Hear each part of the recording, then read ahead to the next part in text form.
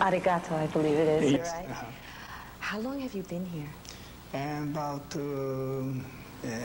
14 years. And first I started Katona, next town.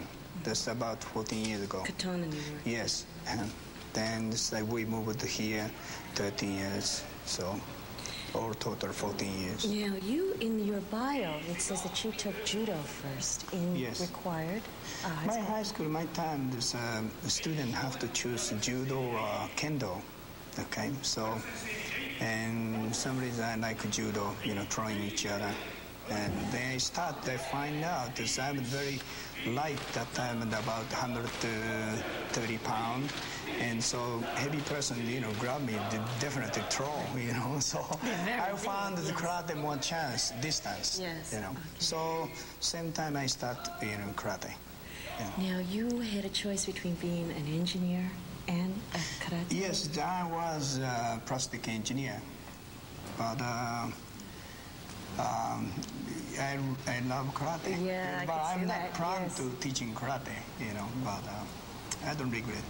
Your students are right with you when you're practicing. Well, I came this country in 1971. So 2 years I teach this, other person's dojo, and then start my own school.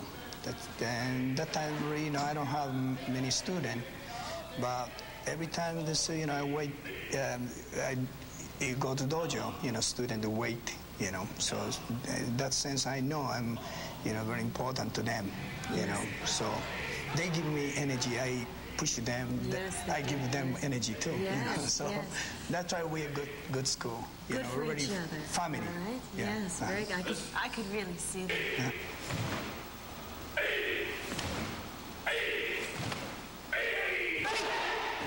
I'm here with Ed Giobi, is that correct? Right. Giobi? Yes. And you're quite a renaissance man. Besides a karate practitioner, there's all this other stuff going on. Why don't you tell the folks at home you're an artist? Yes. Well, I'm a painter and a sculptor, and that's my profession. And I paint, I cook rather, and I write cookbooks on Italian food, and then I raise most of my own food as well. So it's all one package. Tomatoes, olives, Tomatoes, peppers. I put in 150 tomato plants a year, and I can 150 quarts of Is tomatoes that right? a year. I saw you practicing, and I was quite amazed. And I said, here's a man, a senior gentleman. Senior citizen. Senior gentleman, and you are right there with the energy, right from beginning to end. You don't look like you miss a beat. Well, I've been doing it a long time, but Sensei Takahashi is a fabulous teacher, and he really brings out the best in you. And I feel very comfortable in the class because it has been 10 years since I've been practicing. And so, we go our own pace, but we keep up with each other. Yes. So, psychologically, we go our own pace, but physically, we keep up with each Yes, other. so it's the group energy. Yeah. All helps. And you feed off it. Yes, I Yeah. can see that. Yes. Now, folks at home, and you all sitting down. Ed, when did you start? I started 10 years ago. And you were? And I was 53 then.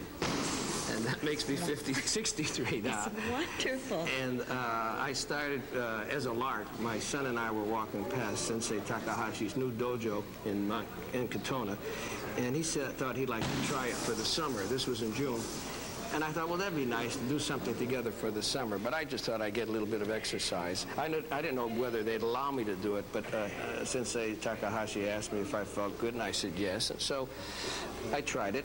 And my son went off to school, and I got hooked, and I've been doing it ever since. I do it 3 times a week, sometimes 4 times a week, and it's very important in my life. I learned how to use a part of my brain that I never knew existed with karate. Well, see, when I paint and when I write, I use a certain amount of brain energy, right? Yes. And when I come to karate, I'm already tired because it's the end of the day for me. Yes. And I arrive tired, and I find I'm using a part of my brain that I didn't even know existed. It's just another part of the brain that isn't used because it requires a very different kind of concentration. And so when I leave refreshed rather than tired. I think artists call it the right side, or is And it the left side. Well, Yes. I think the art is the left. I'm not sure, but they say we only use about 60% of our brain. Yes, they do. Anyway, so Yeah.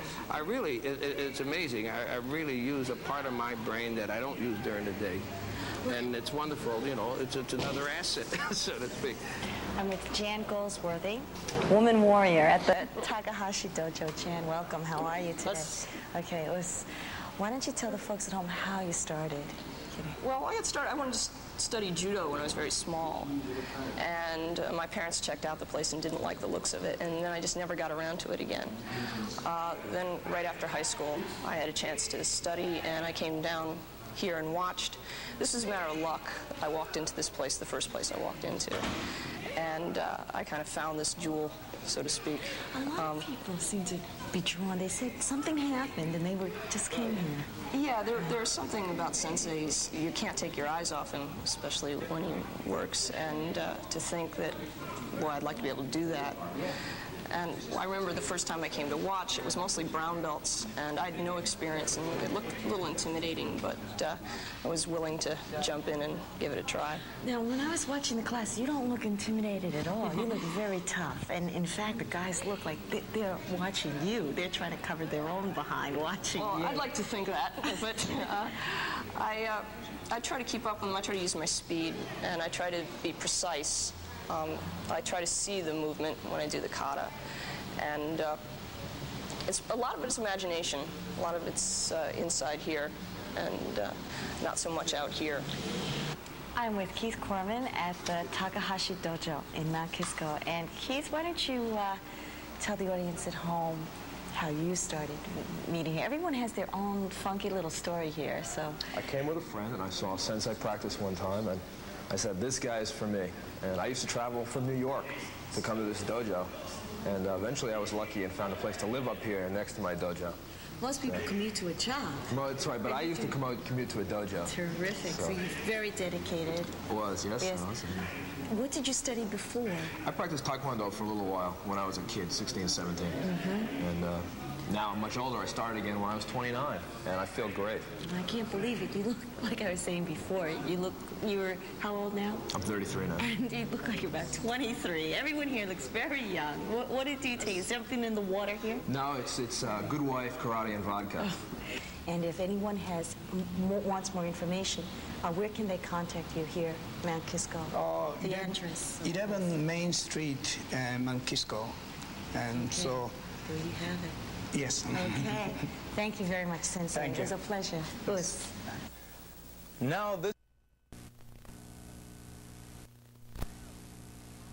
is Moneyline with Lou Dobbs. Good evening. Wall Street today looked east and moved south. Stock prices fell sharply in the wake of the Tokyo market's latest sell-off. The Dow Jones Industrials fell 50 points before cutting a third of that loss. The Dow still closed 32 points lower for the third losing session in a row. Terry Keenan now reports on Wall Street's Japanese jitters. Wall Street is waking up to the turmoil in Tokyo.